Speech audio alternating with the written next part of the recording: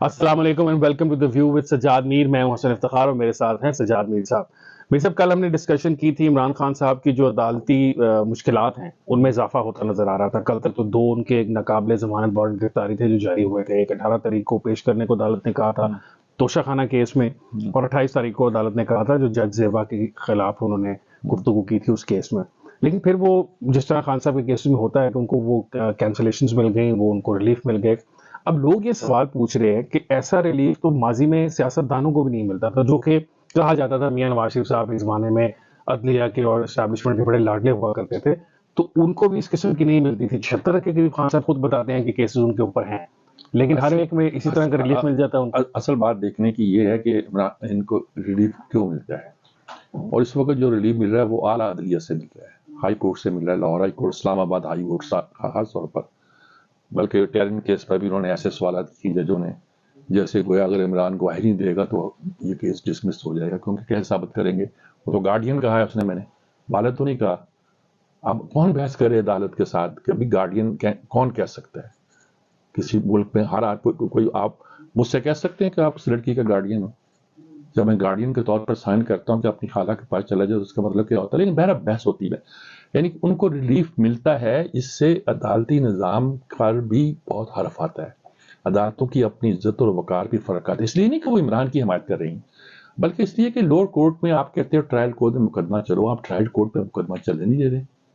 آپ جو ایک روٹین کاروائی ہوتی ہے آپ سسپینڈ کر دیتے ہو.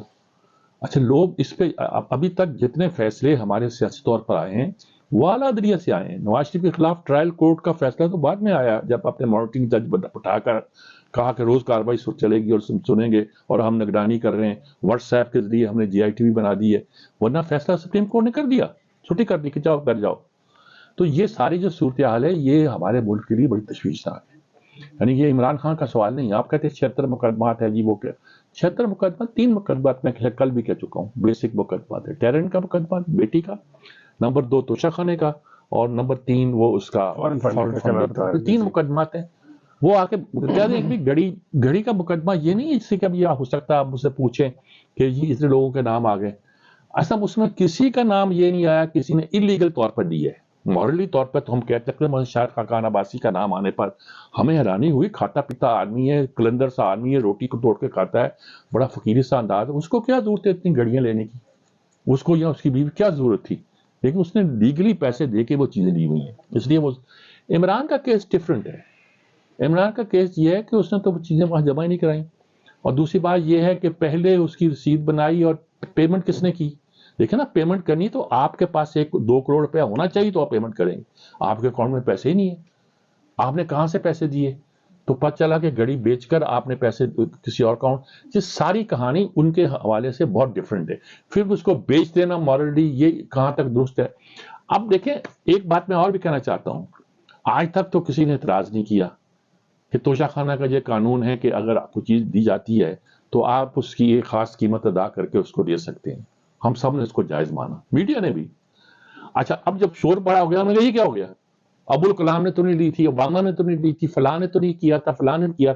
بھائی ہمیں اپنے گریبان میں جھانکنا چاہیے. جس چیز کو ہم لیگل کہتے رہے, ہم پلاٹ لیتے ہیں, جرنلسٹ الاٹ ہوتی ہے, قانون لڑتے ہیں اس کے لیے, پریس کلب کے نام پہ دو, یہ کرو, وہ کراچی میں بھی ہے, لاہور میں بھی ہے, ہر جگہ, اسلام آباد میں بھی ہے, ہر جگہ جرنلسٹوں کو پلاٹ ملے, وہ لیتے ہیں. وہ کہتے ہیں فیئر بھی ایک پروفیشنل کے لحاظ سے ہماری کمیونٹی نے فائٹ کیا, فائٹ کر کے انہوں نے اپنے لیے پلاٹ دیا اور کمیونٹی نے اس کو آنریبلی بانٹ دیا. لیکن جب نام آیا کہ کوئی ججز کے پلاٹ کے, کوئی جرنیلوں کے کچھ ذکر آنا شروع ہوا تو ہم نے کہا کہ جرنلسٹوں کا بھی محاسبہ کرو, نہیں لینی چاہیے, نہیں لینی چاہیے, نہیں لینی چاہیے. بہتوں نے کہا جی ہم نے نہیں لیے تھے, پتہ نہیں میرے ہی نہیں ہوں گے, اب کہنا شروع کر دیا ہم نے نہیں لیے تھے. یہ ساری کہانی یہ ہے کہ آفٹر تھاٹ ہے سارے.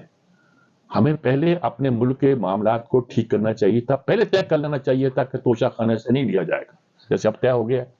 اب تو کوئی آج میں دیکھ رہا تھا کہ شہباز شریف صاحب کی حکومت نے نیا قانون بھی توشہ خانہ بنا دیا کہ صرف $300 کا جو اس سے اوپر کا جو گرتا ہے وہ نہیں لے سکتے.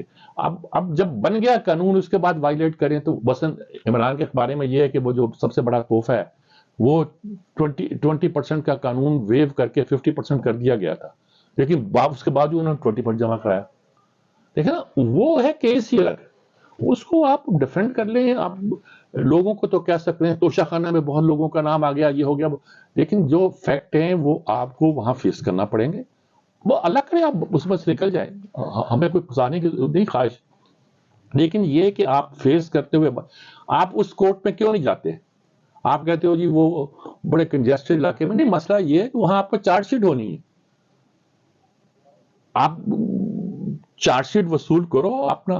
آپ پھر یہی ہے نا، وہ کہتے ہیں جی آپ کا سیکورٹی کا مسئلہ ہے، آپ اتنا مجمع لے کے آ جاتے ہیں، وہ کہیں گے اچھا ٹھیک، پھر آپ کو پکڑ کے لے جاتے ہیں، آپ کی حفاظت کریں گے، آپ کو وہاں پہنچائیں گے، آپ پہ چارج شیٹ لگائیں گے، آپ کو گھر چھوڑ دیں گے، پھر یا ضرورت ہوگی تو جیل میں ڈال دیں گے. مطلب یہ ساری صورتحال ہے کہ جو قانون سب کے لیے برابر کا ہونا چاہیے. آپ کہتے ہیں فلاں فلاں کو دیکھو، ریئر صورتحال. اب سپریم کورٹ بھی یہ نہیں مان رہا کہ اس کورٹ میں آپ پیش نہ ہوں. وہ کہتے ہیں اتنے دنوں میں گرفتار نہ کیا جائے، لیکن اس دن اگر آپ نہیں آتے تو آپ کو گرفتار کر کے لے جایا جائے گا پھر. نہیں، لیکن میر صاحب عمران خان صاحب کی گرفتاری کے لیے تو اوبیسلی ٹیمیں ہم نے سنا کہ بلوچستان سے بھی آئی تھیں، اسلام آباد سے بھی آئی ہیں، آج بھی صبح سے بازگشت چل رہی ہے کہ جی ٹیم آگے بھی ہے، فوراً گرفتاری لے کر عمران خان کو گرفتار کرنا چاہتے ہیں. اوبیسلی جو سچویشن اس وقت گراؤنڈ پر ہے اس میں عمران خان صاحب کو گرفتار نہیں کیا جا سکتا زمان پاک سے. وہاں پہ ان کی جو سپورٹرز کی ایک بڑی تعداد موجود ہے، اور اگر خدا نہ خواستہ اگر اس طرح کی کوئی حرکت ہو تو وہاں پہ مطلب جان جانے کا بھی خدشہ ہے، اتنے وہ زیادہ موٹیویٹڈ ہیں. نہیں، لیکن جب اسٹیٹ کو گرفتار کرنا ہوتا ہے وہ گرفتار کر لیتی ہے، یہ ایشو نہیں ہے. مسئلہ یہ ہے کہ گرفتار کیوں ہو، وہ پیش ہو. اچھا، اب یہ بھی ایک مذاق بن گیا نا جی، وہاں سے پولیس آئی ورن دے کے، وہاں سے پولیس آئی ورن دے کے، وہاں سے پولیس آئی، وہ ان کو آپ نے دھکے دیے، ایس پی کو ٹھڈے مارے یا کیا کیا اور چلا گیا. خود ایک کیس بنتا ہے، خود ایک کیس بنتا ہے، شاید بن گیا ہے. اس کو کہتے ہیں یہ کہ بھئی عام آدمی یہ کام کرتا تو اس پہ کیس بن جاتا، اس کو پکڑ لیا جاتا. آپ اس میں ہی بچے ہوئے، آپ کہتے ہیں اس پہ ایسے کیس بنا رہے ہیں. کیس آپ لا کو وائلیٹ کر رہے ہیں مسلسل. کیس آپ پہ 3 ہیں، وائلیٹ آپ نے اتنے کیے ہیں کہ جس کی انتہا نہیں ہے. وائلیٹ کرنے پر اگر عام آدمی مقدمہ بنتا ہے تو آپ پہ بننا چاہیے. لیکن میں یہ کہتا ہوں کہ بھئی آپ نہیں، لیکن میر صاحب یہ جو عمران خان صاحب ہیں، یہ تو صادق امین ہے نا، سابق ثاقب نثار صاحب جو ہیں، سابق چیف جسٹس صاحب، انہوں نے ان کو کیا تھا. اور ویسے ثاقب نثار صاحب جو ہیں وہ خود بھی کراس ایئرز میں آگے ہوئے ہیں کافی دنوں سے. میرا خیال ہے ان کی کچھ ڈیٹا لیک ہو گیا ان کے واٹس ایپ سے، موبائل فون سے، اور ان کو خدشہ ہے کہ اس ڈیٹا کے اندر یا اس کے اندر کچھ میسیجز یا آڈیوز ہیں. کیونکہ اسلام آباد کے جو ہمارے دوست صحافی ہیں وہ تو تقریباً 15-20 دن پہلے سے یہ بات کر رہے ہیں کہ کچھ ایسی آڈیوز ہیں جس میں مبینہ طور پہ ثاقب نثار صاحب موجودہ جوڈیشری کے جو ججز ہیں ان کو بتا رہے ہیں کہ اس کیسز کو ایسے ایسے ایسے ایسے فکس کرنا ہے. تو اب جو ہے وہ مسلسل انٹرویوز دے رہے ہیں ثاقب نثار صاحب. انہوں نے ایک انٹرویو دیا ہے ایئر وائی کو، اور وہ بڑے اچھے جرنلسٹ ہیں جن کو انہوں نے انٹرویو دیا ہے. تو اس میں انہوں نے یہ کہا ہے کہ جو مریم نواز صاحبہ ہیں وہ میری تصحیح کر رہی ہیں مجھے بابا ڈیم کہہ کر، اور یہ کہ یہ ایکسپیکٹ کرتے تھے مسلم لیگ نون والے کہ میں ایز چیف جسٹس ان کو سپورٹ کروں گا کیونکہ میں ان کے قریب تھا، وہ میں نے نہیں کیا تو اس لیے میرے خلاف ہو گئے. دیکھیں بات سنیں، وہ بالکل ٹھیک کہہ رہے ہیں وہ بھی، کہ مسلم لیگ سمجھتی تھی یہ وہ ان کے بہت قریب ہے. اور صدیق الفاروق ایک صاحب ہیں، بیچارہ فقیر سا آدمی ہے، لیکن مسلم لیگ والوں نے بھی ان کی قدر نہیں کی، لیکن امپورٹنٹ آدمی تو ہے نا. تو کورٹ میں گیا کہ آپ کس اہلیت پہ یہاں ہیں، پوچھا تو اس نے کہا جس اہلیت پر آپ وزیر قانون بنا دیے گئے تھے. کیا توہین کا کیس بن سکتا ہے؟ انہوں نے کہا اچھا جی. انہوں نے کہا کہ آپ وہی ہیں جو تراشے کاٹا کرتے تھے جب میں. انہوں نے کہا جی ہاں، جب آپ آیا کرتے تھے تو میں آپ کو چائے بھی پلایا کرتا تھا، کرسی بھی پیش کیا کرتا تھا، میں وہی ہوں. مطلب ثاقب نثار گھیرے کاٹتے رہے ہیں، کام کرتے ہیں مسلم لیگ نون کا تاکہ ان کو کوئی عہدہ ملے، اور وہیں سے ان کو لا سیکٹر بنایا گیا، وہیں سے سارے چلے. ان کے خاص آدمی تھے. وہاں جا کے انہوں نے دیکھا ہوا کا رخ پلٹ گیا ہے. جہاں پھر وہی جنرل فیض کی کہانی آ جاتی ہے کہ کہہ دیا ان لوگوں نے. کہانی تو یہی گنی جاتی ہے. دیکھیے عمران نے یہ تک کہہ دیا کہ جے آئی ٹی تو نواز شریف کو چھوڑنے والی تھی.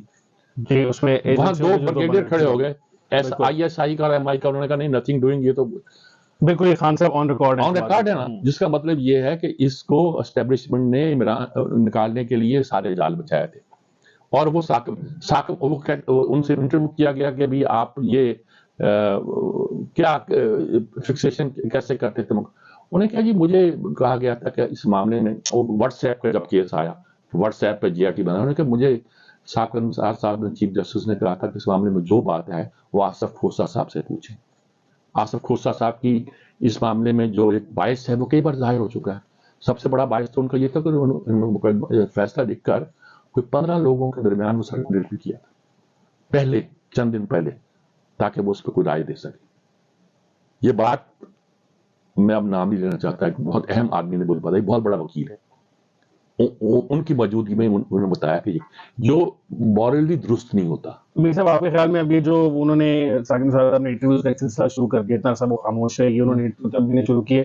جب باجوہ صاحب نے ایک انٹرویو کے اندر یہ بات کہی کہ وہ جو عمران خان صاحب کا ریگولرائز کرنے والا تھا گھر کا بنگالہ والا، وہ تو کلیئر کیس تھا انلیگیلٹی کا، لیکن ہم نے ثاقب نثار صاحب کو اپروچ کر کے کیا اور وہ ان کا انٹرویو بھی ہے.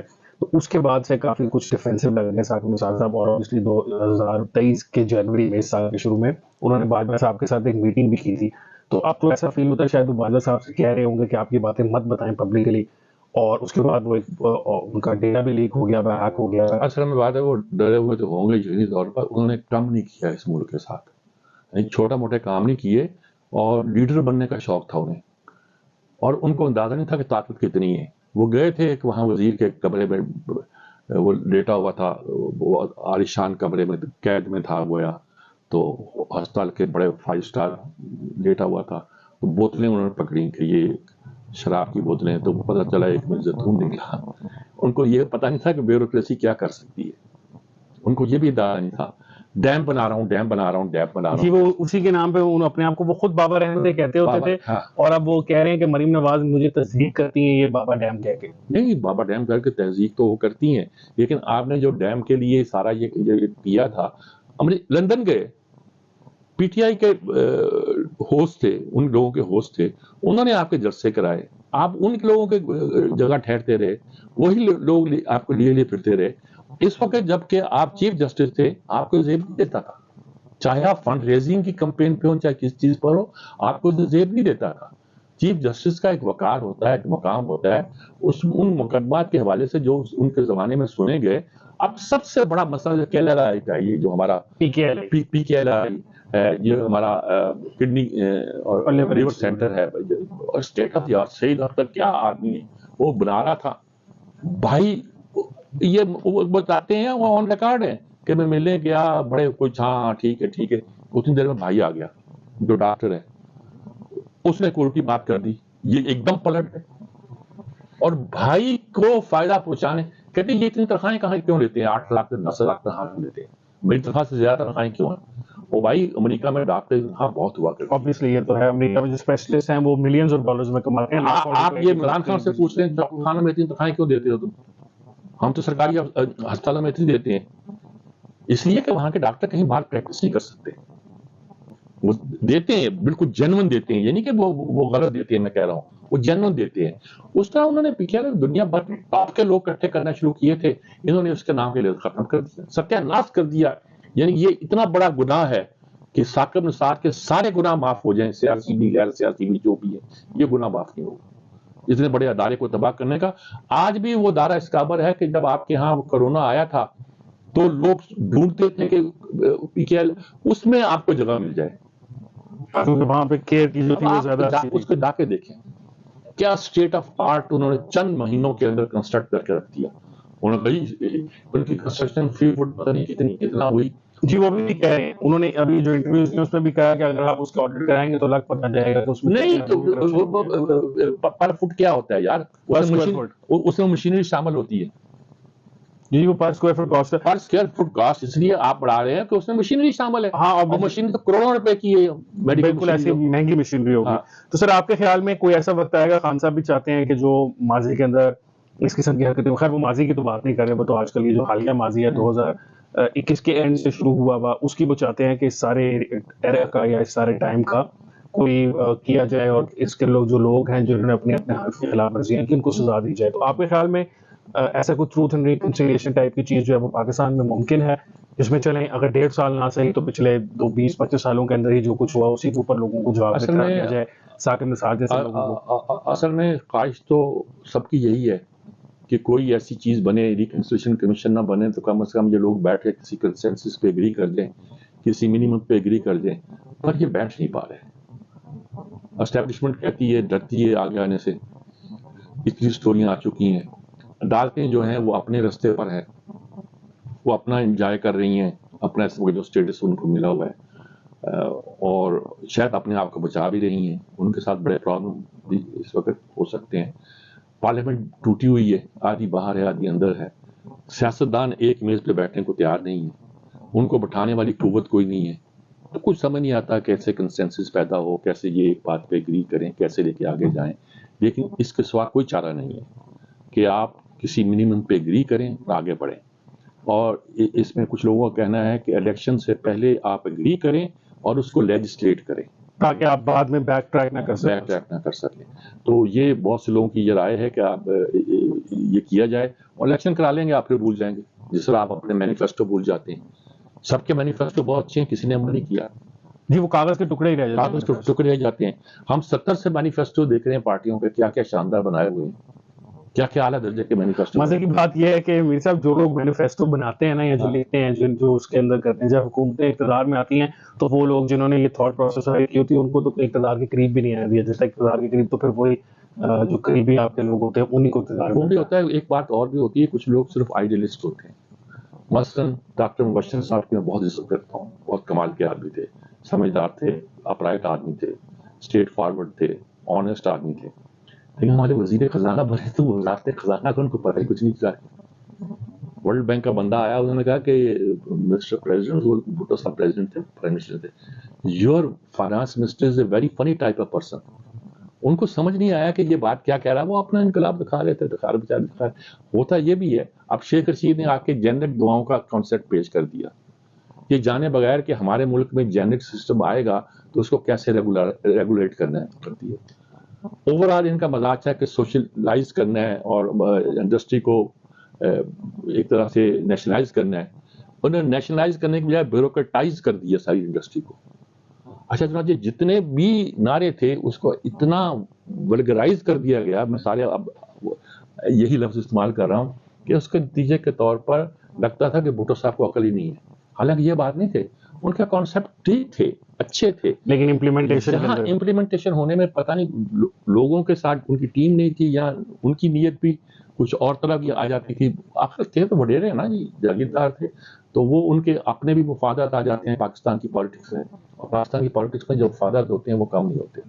جی بہت بہت شکریہ میر صاحب. ناظرین، جیسے کہ میر صاحب نے آپ کو بتایا کہ اس وقت ملک میں ضرورت اس بات کی ہے کہ جو کنسنسس ہے سیاسی جماعتوں کے درمیان وہ قائم کیا جائے. اور اگر پاکستان کی سیاسی جماعتیں ایک پیج پر اکٹھے آپس میں مل کر نہیں بیٹھتی تو اس کے پاکستان کے جو دوسرے چیزیں ہیں اس پر بہت زیادہ برے اثرات پڑتے ہیں، اکانومی کے اوپر ہے اور دوسری چیزوں کے اوپر ہے.